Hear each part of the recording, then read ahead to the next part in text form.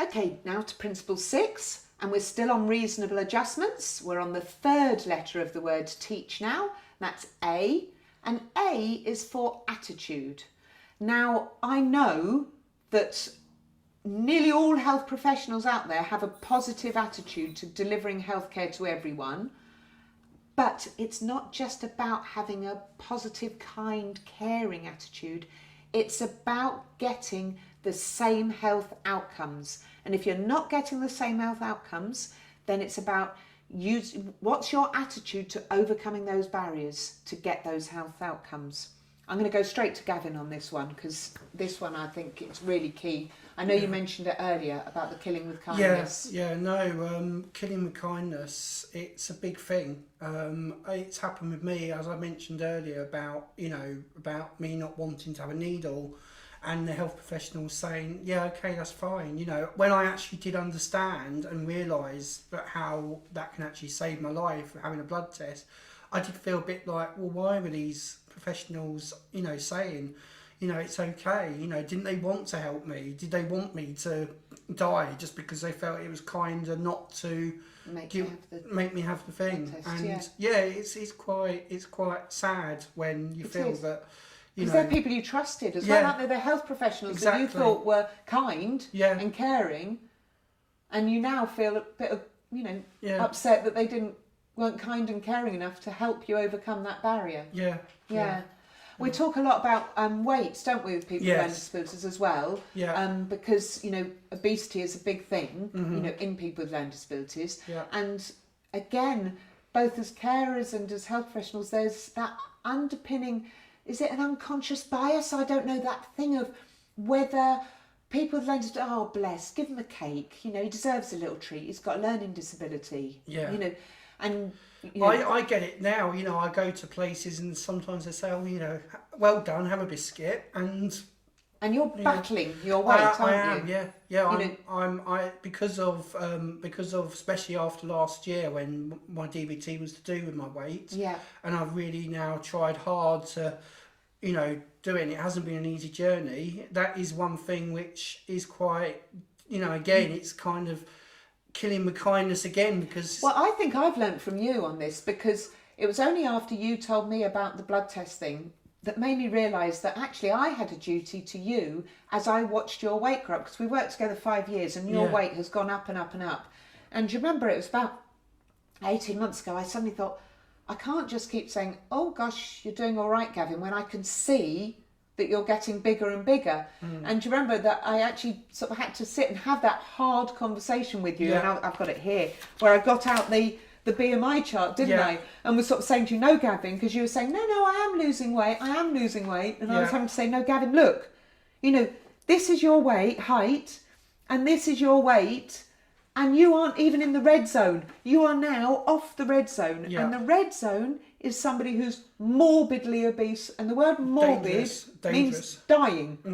And do you remember that was your incentive to actually sort of then go, right, okay, because you were just blindly ignoring your weight gain, weren't you? So, and and I, as your colleague, was quietly not saying to you, Gavin, you really need to start looking at the scales, mate. So I was, guilty. It's very easy for us to go for caring and not actually go for the same health outcomes. So, and then, teeth is another big issue for people with learning disabilities. Again, so many people with learning disabilities won't brush their teeth, and people just go, oh, bless, he hates it. And not, oh, bless, he hates it. That dental hygiene can lead to esophageal cancer. It can lead to aspirational pneumonia, which is one of the biggest killers in people with learning disabilities. So it's, again, overcoming those barriers. I really don't like dentists. And after a really bad experience with my backstreet dentist, I was doing some work with the head of the specialist dentist, and even she asked me, how am I getting on with my teeth? And I said, oh, I don't go to the dentist anymore. I had a bad... Now you see them, don't you? And she got me to go there. So that excellent example. Now, so what we're looking at is, in any healthcare delivery, it's about, has someone got capacity to fully understand the risks and the benefits of the healthcare decision they're making? So for you about teeth, it's not just don't like dentists. Did you understand the risks of not going to the dentist, isn't it? And then if somebody doesn't understand fully those risks, then we're looking at it being a best interest decision. What is in their best interest? It is in their best interest to get that treatment. So then what's the least restrictive way of us achieving that?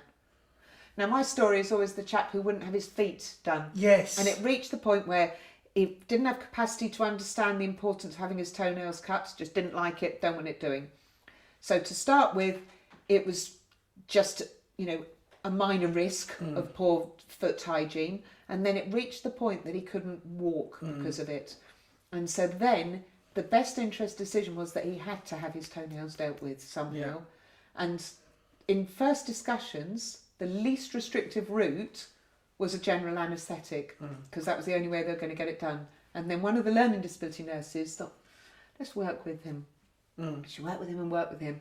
And he'd got a passion for Harry Potter. Harry Potter, yeah. Do you remember? Yeah. So, you're going to have to help me out because I forget the characters. She got the podiatrist to go, and they all took on a character, didn't they? So the podiatrist was Hermione. And the nurse took on a character. I can't remember. The actual Mrs. Madam Humphrey. Was it? Yeah. And then they set up that clinic. Yeah. With that, and enabled him to have that. He was dressed up as a wizard. It was. Yeah. Yeah, that's it. And he got his feet done. Yeah. And he got his feet done in the least restrictive way. Now, as health professionals, you just have to metaphorically always think outside the box. Outside the box. Stick on your wizard hat, Yeah. whatever that wizard hat is for that person, to get that least restrictive way of overcoming those barriers. Yeah. Thanks, Gavin. Time to talk and make a pledge for what you as individuals or as a team can do to make reasonable adjustments for people with learning disabilities and autistic people. This time it's about attitude. What can you do as a service to adapt your processes to be solution finding when someone is unable to accept your service in your usual format? How aware are your staff on the principles of Mental Capacity Act and how to make best interest decisions using least restrictive practice, not just when you are proceeding, but also about when you are not proceeding with something you would usually be doing. Remember, not doing something is a delay in diagnostics and treatment. Over to you.